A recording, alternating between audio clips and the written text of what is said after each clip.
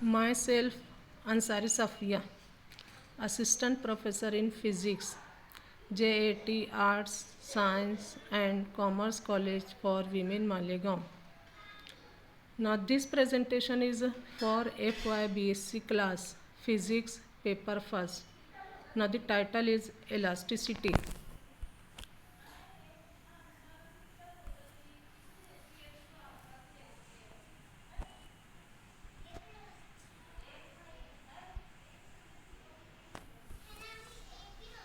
Dear student, today we have to obtain relation between volume strain and longitudinal strain.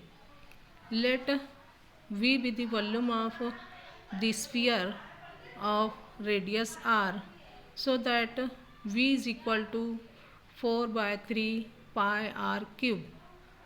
Now volume V is function of r. As radius r changes, volume will also change. Change in volume is obtained by differentiating equation first with respect to r. We get dV is equal to 4 by 3 pi as it is. Differentiation of r cube, that is 3r square dr. Now dividing equation 2 by equation first, we get dV by V is equal to 4 pi r square dr divided by 4 by 3 pi r cube. Therefore dV by V is equal to 3 into dr by r. Now dV by V, this is ratio of change in volume to the original volume, gives volume strain equal to 3 into dr by r. This is the ratio of change in radius to the original radius, which gives longitudinal strain. Therefore the volume strain is equal to 3 into longitudinal strain. Now this equation gives relation between volume strain and longitudinal strain. Now next, Poisson's ratio. Poisson's ratio, it is defined as lateral strain to the longitudinal strain. Suppose that the wire is stretched, then its length increases, but at the same time its diameter decreases. The lateral strain is proportional to the longitudinal strain so long as it is small. The ratio of the lateral strain to the longitudinal strain is called Poisson's ratio, sigma. Therefore sigma is equal to lateral strain divided by longitudinal strain. Now suppose that the wire of length L and the diameter D, it is suspended from the rigid support as shown in figure. If the force is applied at its free end, then it gets elongated by delta D. At the same time, its diameter decreases by delta D. Then lateral strain is equal to change in diameter to the original diameter is equal to delta D divided by D.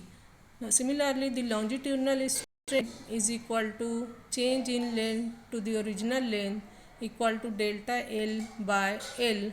Therefore the Poisson's ratio sigma is equal to lateral strain divided by longitudinal strain equal to delta D divided by D whole divided by delta L by L. Arranging this equation, we get L delta D divided by D delta L. All these quantities are measured in centimeter or meter, so it is unitless and dimensionless quantity, which is a pure ratio.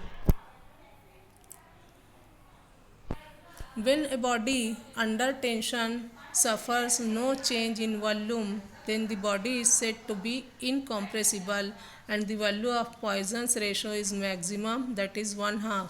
That means for incompressible body, Poisson's ratio is maximum equal to 1/2 and it is shown by the following derivation. Now suppose that V be the volume of wire of cross-sectional area pi r square, then V is equal to pi r square into L. Now change in volume is obtained by differentiating above equation.